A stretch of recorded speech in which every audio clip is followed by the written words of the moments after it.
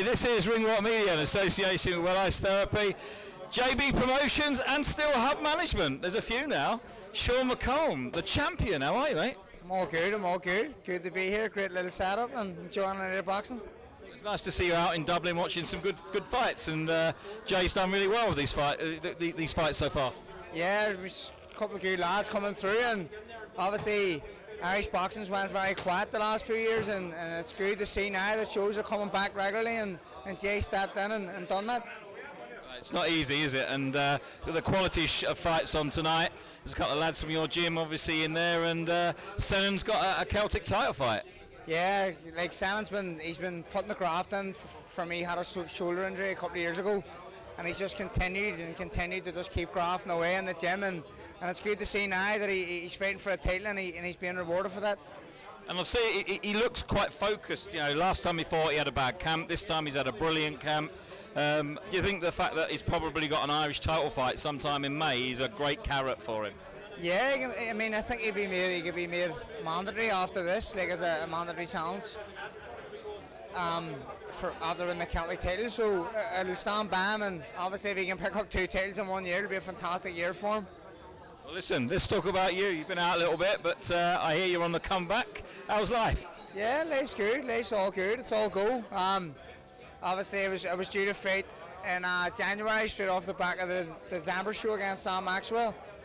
I suffered a hand injury in the Sam Maxwell fight, which wasn't healing time, and then I fell ill. I was bedridden for like 4 or 5 days, and then right slap bang in the middle of camp. So I missed out on some valuable sparring, and I was chatting and changing my opponents, and I wasn't on it, to be honest. My hand wasn't there. It just wasn't the right time to take a fight, and myself, Pete and Lee decided listen, let's just focus on something bigger later in the year. So Lee's working behind the scenes now. I know that because he's texting me regularly, and I'm texting him regularly, and he's working trying to get me a big fight.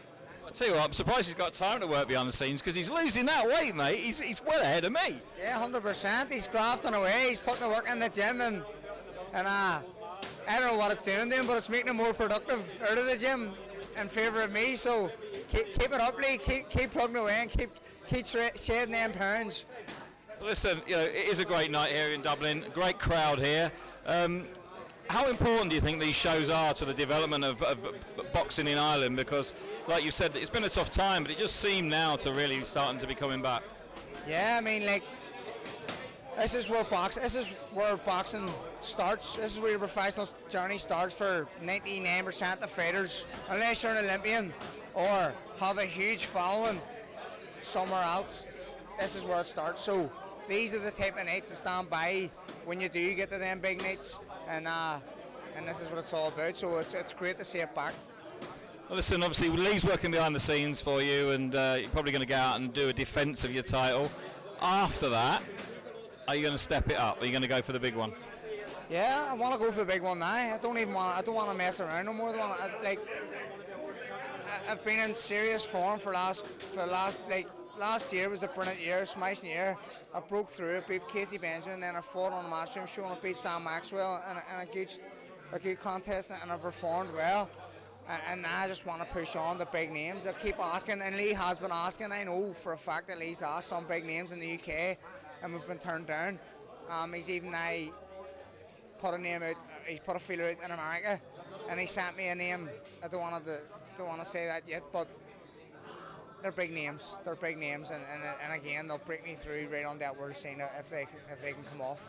Well, about time, because you've worked hard to get to where you are, and you've done the graft, and it'll be nice to get into those title fights and step up to the world level, especially your rankings, you know, there now, and you know, it is this year is for you. This year, isn't it? Yeah, 100%. I mean, all I can do is just beat what's in front of me, and I'm sure if I keep winning, I'll just keep claiming, and eventually there has to be a time where I get one of the big names, and I just hope to God that's this year. And listen, you're not the only big name in your household, because your lad is going like TikTok viral.